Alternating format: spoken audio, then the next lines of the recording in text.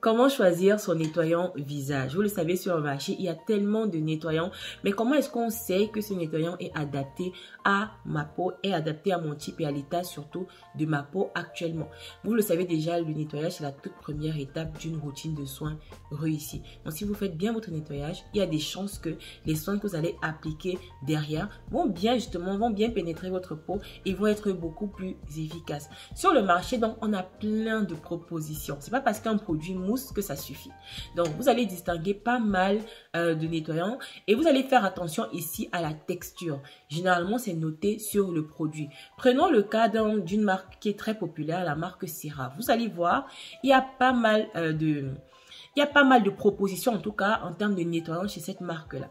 Donc, premièrement, nous allons distinguer les gels nettoyants. Les gels nettoyants, comme pour la plupart des marques, bien sûr, ce sont des produits qui vont être à destination des peaux mixtes et grasses parce que les gels ont cette capacité à être beaucoup plus astringents, à nettoyer beaucoup plus en profondeur. Et donc, pour une peau mixte et grasse qui veut se débarrasser du gras accumulé, du sébum dans les pores et tout, elle va se tourner justement vers un gel nettoyant. Donc, sa texture permet effectivement de retirer le maximum de gras. D'un autre côté, on a les crèmes nettoyantes. Les crèmes nettoyantes, contrairement au gel, ne mousse pas beaucoup. Lorsque vous en appliquez sur votre peau, ça ne mousse pas beaucoup. Et lorsque vous rincez, vous allez vous rendre compte qu'il y a une sorte de film transparent qui est toujours là.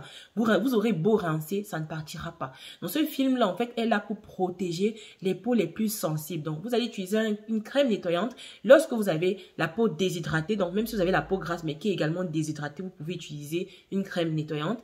Si vous avez la peau sèche, vous pouvez utiliser une crème nettoyante. Si vous avez la peau mixte et déshydratée, vous pouvez utiliser une crème nettoyante. Si vous avez la peau mature, par exemple, une peau qui est un petit peu plus... qui a besoin de lipides, vous pouvez utiliser une crème nettoyante. Nous avons également les huiles nettoyantes. Les huiles nettoyantes se rapprochent un tout petit peu des crèmes nettoyantes, c'est qu'elles sont douces. Elles permettent de préserver le film hydrolipidique parce que comme on l'a vu, les gels, par contre, eux, ils permettent justement d'enlever le maximum de gras. Dans le cas d'une peau sèche, une peau sensibilisée, ce n'est pas intéressant du tout.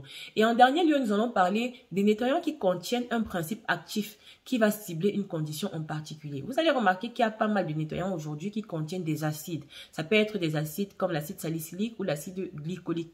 À quel moment est-ce qu'on choisit un nettoyant à base d'acide?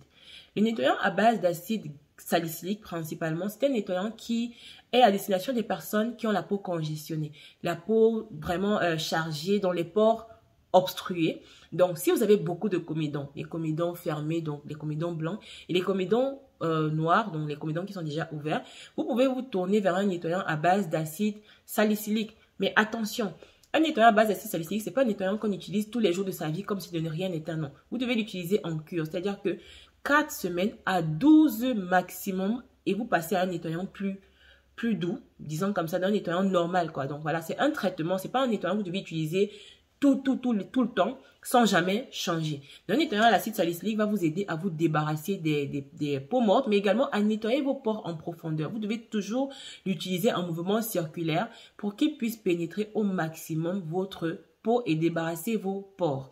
Donc, d'un autre côté, on a des nettoyants à l'acide glycolique.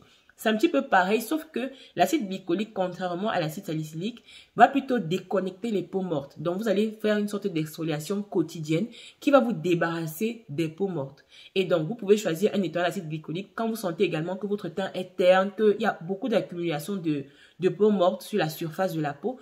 Vous pouvez utiliser un nettoyant à base d'acide glycolique. Bien sûr, lorsqu'on utilise un nettoyant à base d'acide, ne jamais oublier sa protection solaire. Donc, vous nettoyez le visage. 60 secondes, 1 minute, c'est largement suffisant et vous rincez. Lorsque vous rincez, vous appliquez vos autres soins et vous finissez avec une protection solaire toujours et toujours. Voilà, c'était tout pour cette séquence choisir son nettoyant. Dites-moi en commentaire quel est le nettoyant que vous utilisez actuellement et quel est l'état surtout de votre peau et je pourrais vous donner une réponse beaucoup plus précise, beaucoup plus personnalisée. On se dit à demain pour la deuxième vidéo.